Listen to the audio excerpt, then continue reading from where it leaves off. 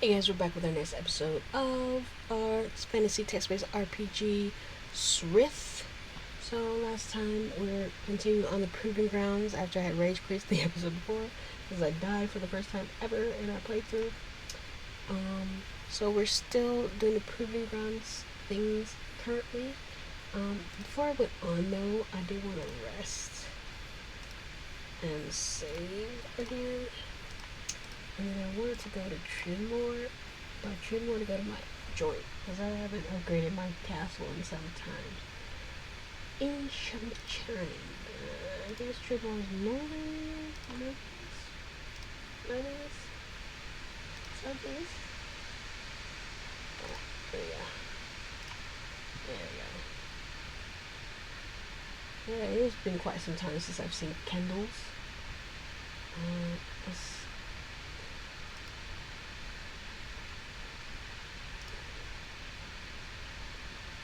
search the library. Hey.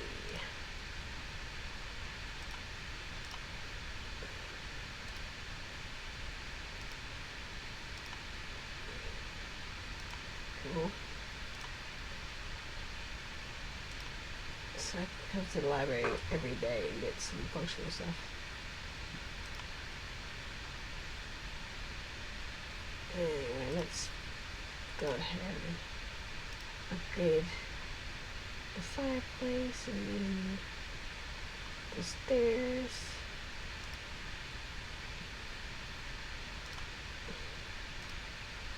And then the torches.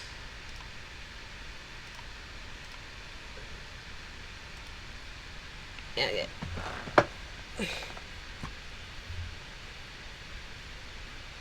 Candles as you wrestle peacefully. That horse or not? Alright, let's get back to the proving grounds. Even though I'm real peeled about it. Sun engagement. I know what happened last time. If you don't remember, watch the last episode. The company of masked raiders are moving at a steady clip along the overgrown forest road, and you find yourself challenged.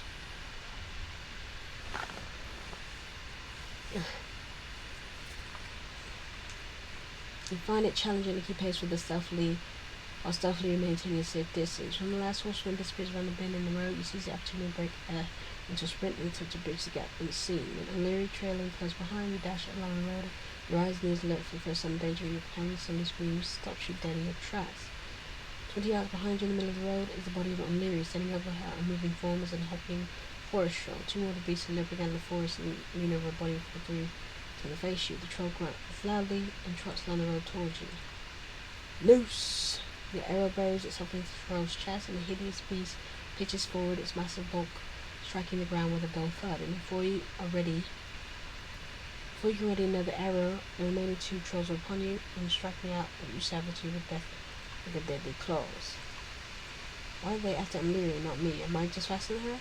You limp over the body of the fallen trolls and not about to rush over and check O'Leary when the sound of approaching horses echoes along the road. You turn direction to the party raiders and note that they did this way before the masked horsemen headed your way.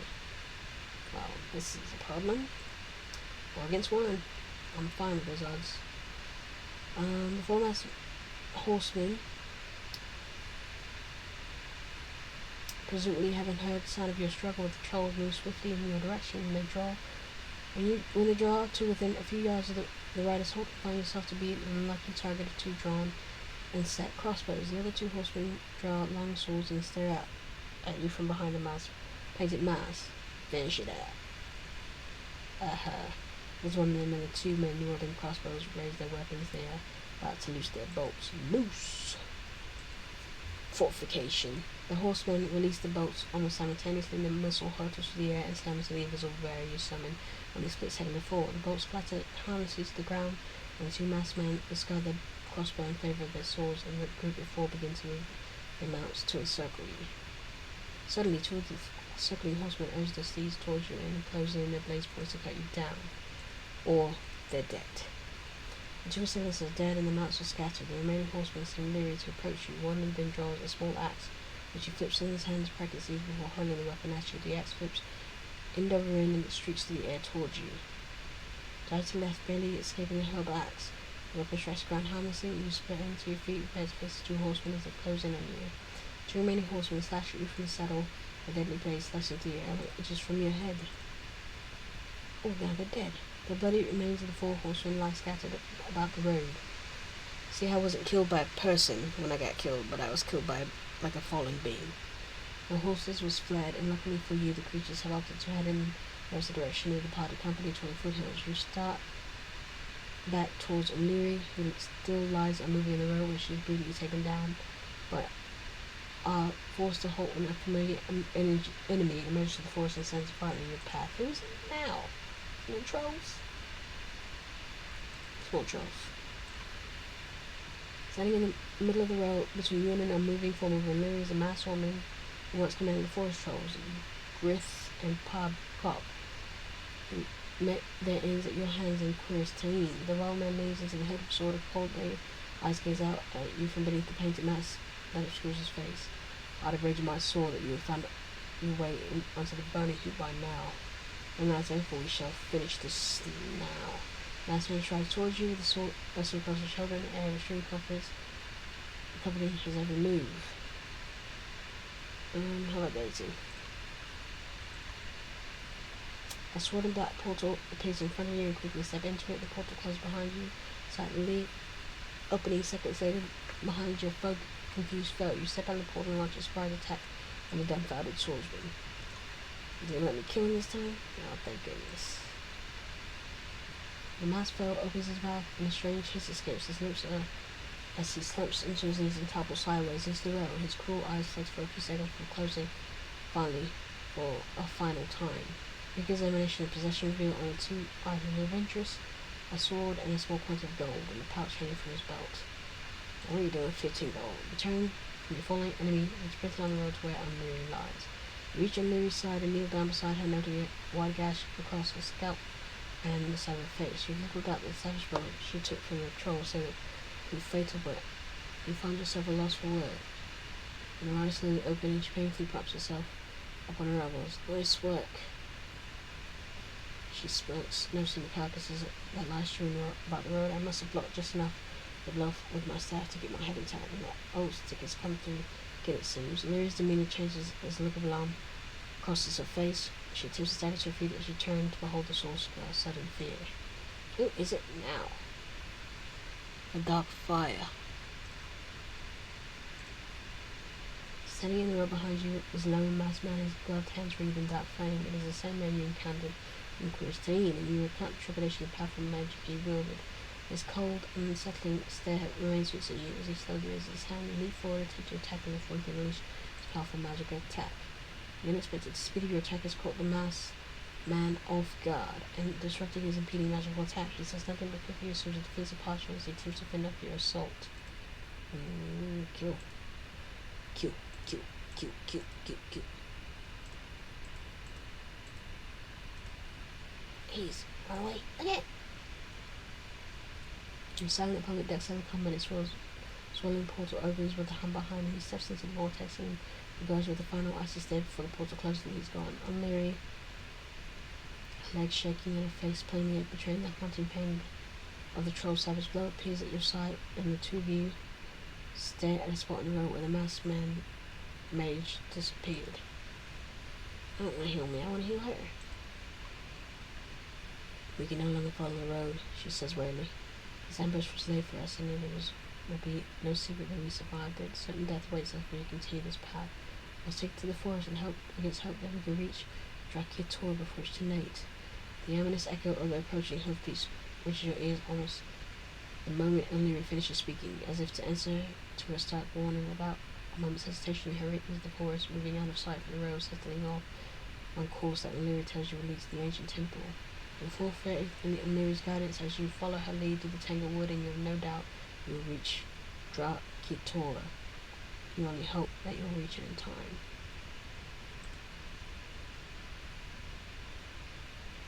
Alright, we definitely have time for the next one. So let's do it. To the temple! I know what happened. You follow Illyria as she moves swiftly through the dense forest. You find her skill at navigating the rugged terrain to be remarkable, and she tells you that she trekked across and hunted these forests since she was very young. She says that she knows the way to Dra-Kih-Tor well, from her father's various accounts, but that she had never been to the ancient Alvari temple.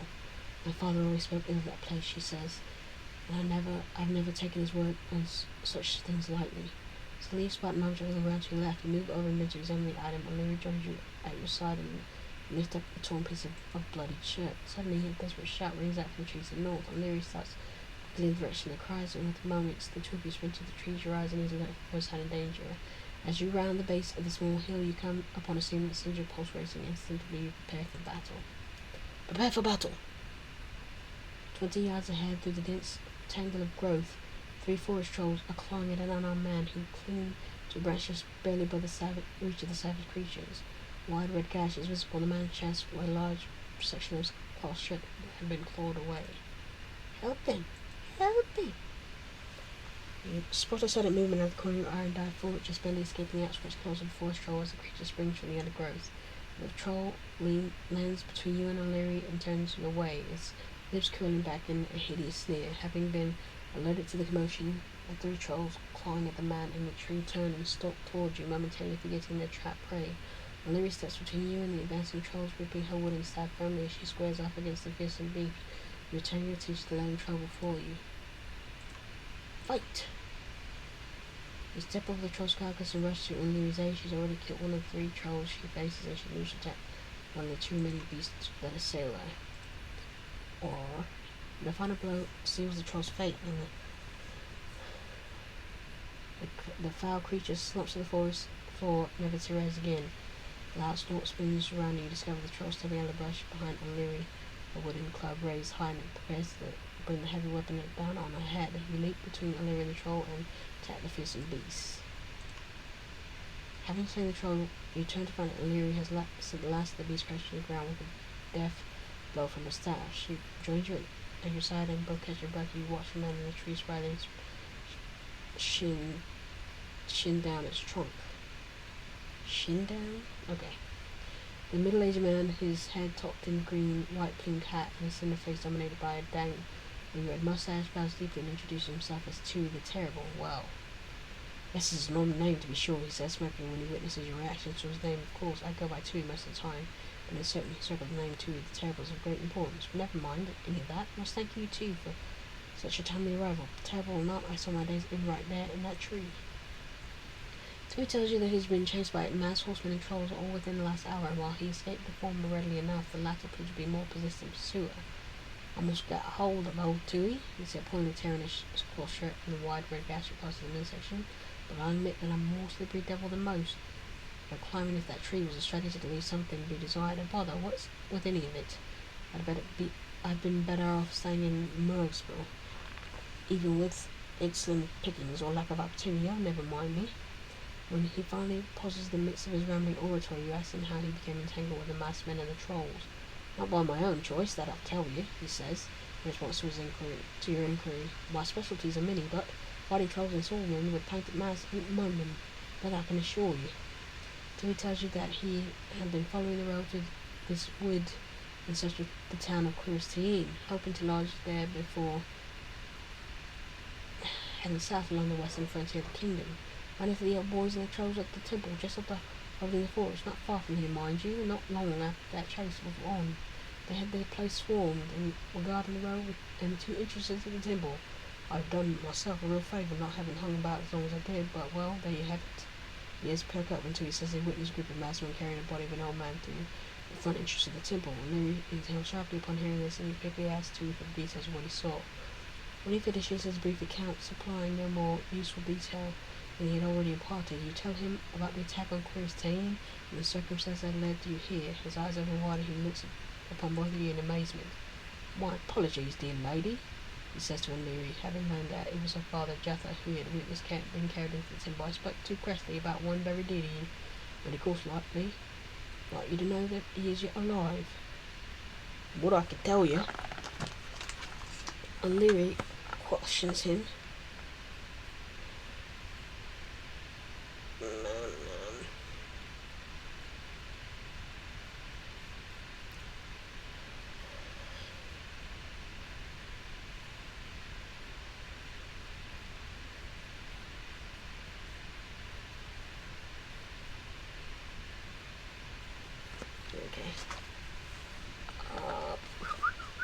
O'Leary questions him about the temple itself until Teal, I'm going to keep saying Tui, stroke his chin thoughtfully as he responds. He tells you that while the masked man carried Jathan to the temple to the front entrance, he spotted a second entrance to the rear of the ancient structure during his fight. Both were guarded, he said. And from what I saw, one would be hard-pressed to find their way into that place without a lot of bloodshed. Tui is silent for a few moments as his gaze shifts repeatedly to you and O'Leary. At length he again speaks. I know that two of you seek your way into that place. Leave the guys on the outside to me. As administrator, I wager you can slip in right in their noses. No two ways about it. It's the least I can do for you, save my hide. Besides, there's Briggins and little Ralston.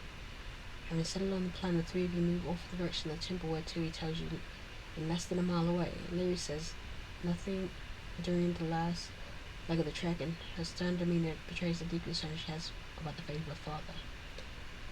I wouldn't worry too much about him, said Tui, since in the silent distress. With the two of you set and rescue him, there's little more that he could hope for.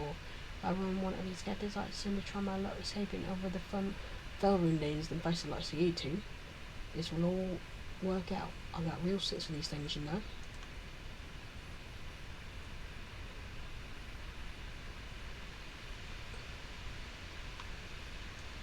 Okay, we're in part 7. It's going to be a long part 2. We have half the episode left, so we'll make it. I know what happens.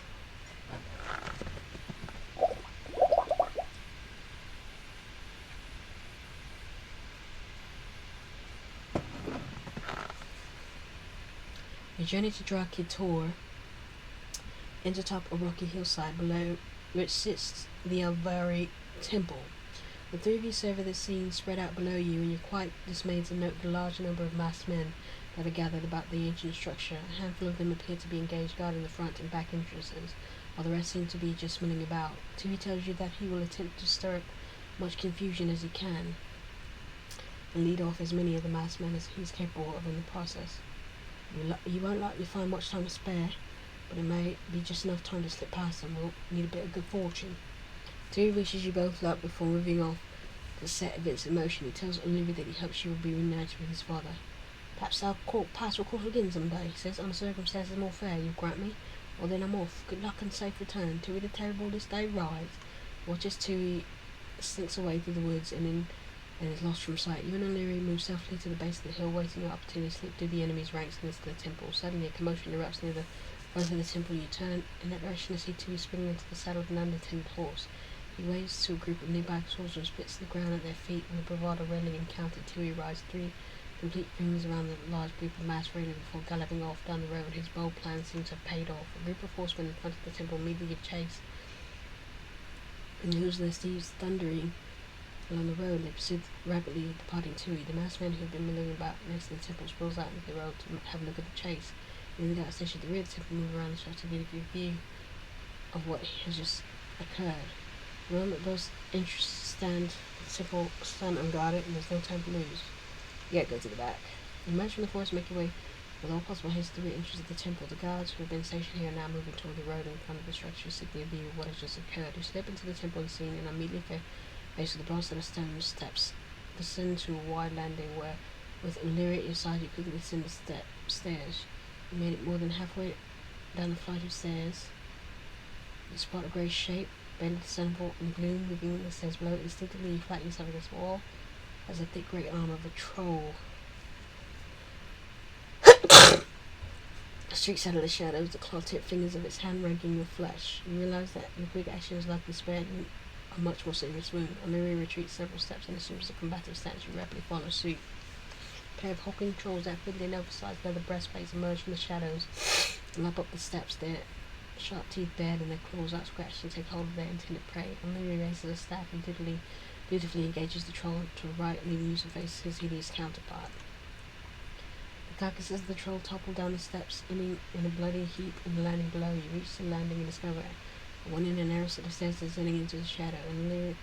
O'Leary turns and initiates a shoulder cross. Luck and your father be with us, she says, peering down into the garden. Let us do what we have come here to do and find our way out of this hole alive. He cautiously descends the steps. Oh no!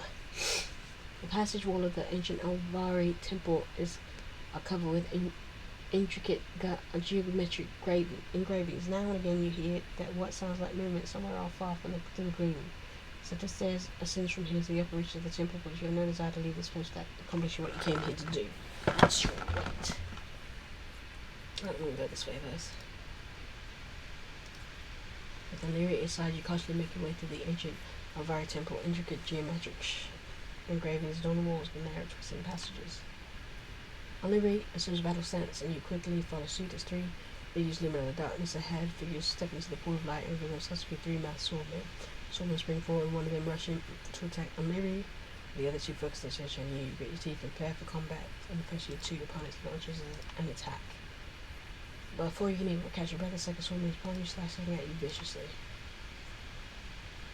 All three swordmen have met their fate, and Mary steps back from the body of the opponent, having only seconds earlier split the skull with a brutal swipe of the staff. A quick examination of the remains reveals the long sword and a small quantity of gold, the only items of interest. When you have rested a moment, you once again set off through the ancient Alvari temple in search for Jaffa.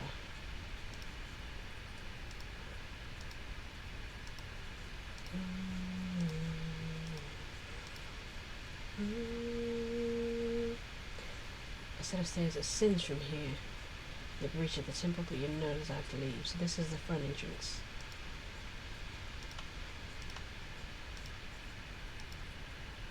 And again you hear sounds of voices off in the distance.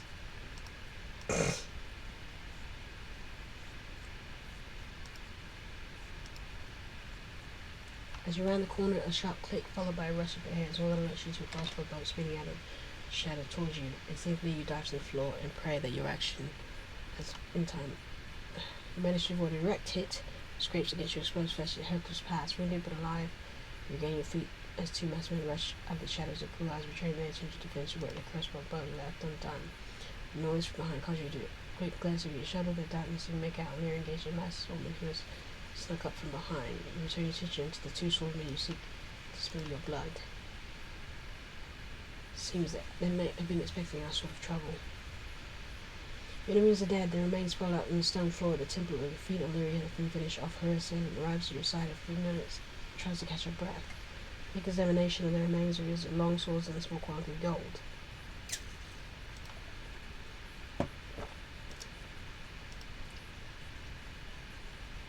You hear voices in the distance. Suddenly, O'Leary stops and motions for you to do the same. She levels the staff so the shadows in front of her and unleashes a wide open blue flame into the darkness, momentarily illuminating the passage ahead. Sight that greets your eyes causes your heart to skip a beat. Four large horse trolls stand in the passage, collection of crude weapons gripped in their savage hands. The first of the trolls roars in agony. The arc of the blue flame unleashes by O'Leary tears through it, killing the wretched beast where it stands. The three remaining trolls bellow with rage and charge you. O'Leary intercepts one of them, and a series of heavy blows on the dangerous beast, but you quickly find yourself surrounded by a fearsome duo with heavy spiked clubs. All four of the trolls are dead. Let's hurry, Addison. I fear we haven't much time. I'm trying to hurry. A lone masked man is standing guard here. He's leaning against the wall, kicking at the floor with the toe of his left boot. But quickly draws a blade and steps boldly into the center passage as you approach, not wishing to give any opportunity to let his nearby cohorts leap forward and attack him. The speed of him rushing the assault catches him by surprise.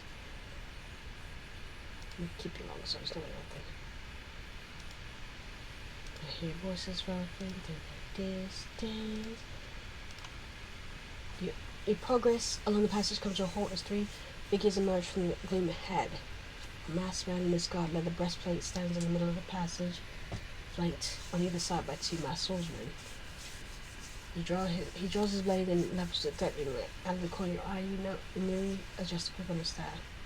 You should not have come here, fools, he said, his voice thin but menacing. You'll now see that your heroisms for naught. Two swordsmen at his side strike forward, their blades drawn as they advance upon you. Larry leaps in front of your staff. Take the other, Addison. Let these cowards see how well they fare against the likes of us. Charge ahead and launch attack against the leader of the trio. He easily parries your initial attack and draws himself into a combative stance. Now you find death. Or you do. Louis topples over dead. You turn to see how Louis is felled, not surprised to find him standing with the bodies of her fallen foes. When you and a staff as she's eyes, your handiwork quick examination of the body at your feet turns up the following. We must be close now. Sophisticati will not be stationed far from those he serves and protects. Let us hurry. And hurry. The passage ends abruptly in a heavy stone door, intricate geometric cut engravings, much like those that cover the walls adorn its surface. The door slightly ajar, you peer through the narrow opening, hoping to learn what lies beyond, and both relate to each other. Thus you your eyes behold. Beyond the door is a large circular chamber, in the center of which swirls a wide, inky black vortex that you instantly recognize as an open shadow path. Standing before the spinning portal is a silent masked mage you've already twice encountered, his gloved hands raised above his bowed head. 6 masked swordsmen in forest trolls surround him. In the far corner you spot a fair form of old man slumped against the wall, his ragged breathing audible even at a distance. The man appears to be barely conscious, and any doubt regarding his identity is removed when the near whispers into your ear. It's my father, she hisses sharply, and he yet lives. Suddenly your eyes draw to the shadow pass from which a guttural bellow erupts. Your blood runs cold, and you hear under your gasp the source of terrifying sound steps forth from the swirling vortex. Dun dun dun! It's probably going to be a long time, so I'm not going to do that this time. We'll do the next episode. So a little bit of a shorter episode here, but we're moving on to proving grounds. Not getting killed again, thankfully. So until next time, thanks so much for hanging out and joining me. You know what I'm going to say. Peace.